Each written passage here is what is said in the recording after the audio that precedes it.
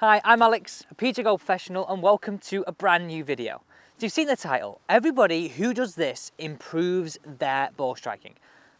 And they do. It's simple. Now you might think, Alex, you've said that before, this is the most important video, yada, yada, yada.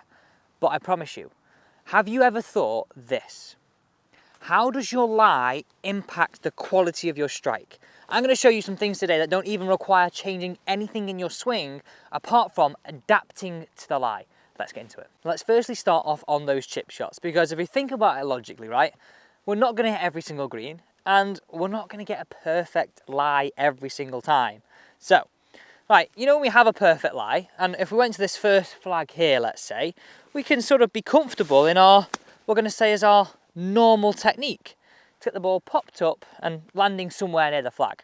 But if you have a lie like you have right here, where it's sort of sat down, if you use your same technique as what I just used on a good lie, it's very, very hard to find the bottom of the ball.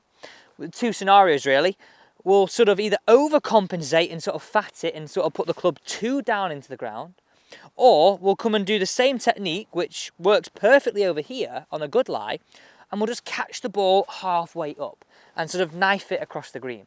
And you might walk off going, bad technique. And I've been there, but it's not. You've just not chosen the right shot for that lie. So nice and simple. I call this the toothpick method. And what you're going to learn is having the club work this way helps find the bottom of the ball and pop it up. Follow these simple steps. So really easy, and this will take literally no time at all. You're going to get so much more confidence with it. Address the golf ball out the toe. Might sound scary, but just stick with me on this. Walk in so that shaft angle is really quite steep.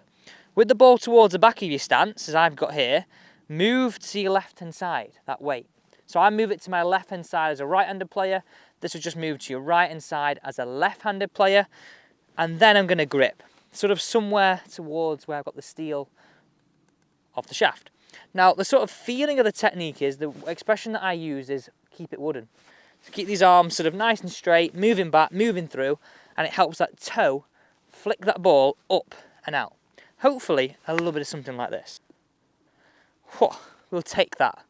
Now, things you anticipate, the ball will want to roll a little bit more, but you just see how much control I had, even on a bad lie. Let's now jump down the fairway, and this will save you some shots. So as you can see so far, these are just small little changes that have a massive improvement on your ball striking. It's not necessarily like a drill that you would do on the range to help improve your ball striking on the course. This is something you take practically into scenarios straight onto the course. Okay, let's get into this one. This is a divot from the fairway, a toughie. By the way, don't forget to subscribe if you're enjoying this video. Now, how cool is that? This is one of the books from qualifying school, first stage here at Mottram Hall. I robbed one. Okay, so like we're now talking about a divot from the fairway. Nothing more frustrating. You bullet it down the middle, you found a fairway. Make these compensations, and I promise you, like I said in the title, everybody will be able to strike the golf ball much better. So, like I said in the chip, if I had a normal stance and I hit this away, because that ball is below the surface of where I am, I'm going to sort of catch it halfway up, and 80% of the time, I'm going to find it a little bit hard to find the bottom of the ball, and I'll strike it thin.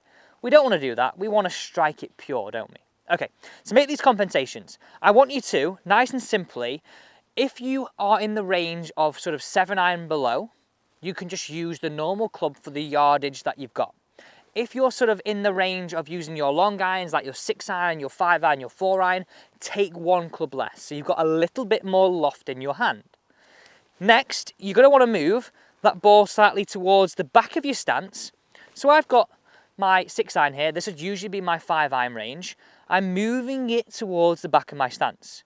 I'm going to grip down the golf club and move my weight left. What this is going to allow me to do is have a look at this on the screen here, and this semicircle, on how it sort of works deeper into the ball and allows you to access the ball.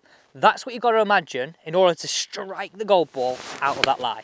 And you might see a bit of a big divot just like that. Okay, next one's a key one too.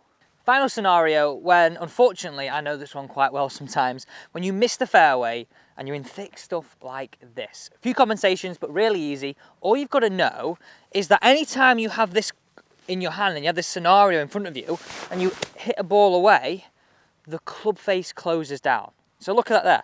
My grip's the same, but my club face is closed. The grass basically wraps itself round this heel and closes this face. So take some more loft, grip down. The long and short of it is, take your punishment and hold on for the ride. Anticipate that ball's gonna come out left. Oh, get on the green. Thanks so much for watching today's video. They're the compensations that you've got to make for everybody to become a brilliant ball striker.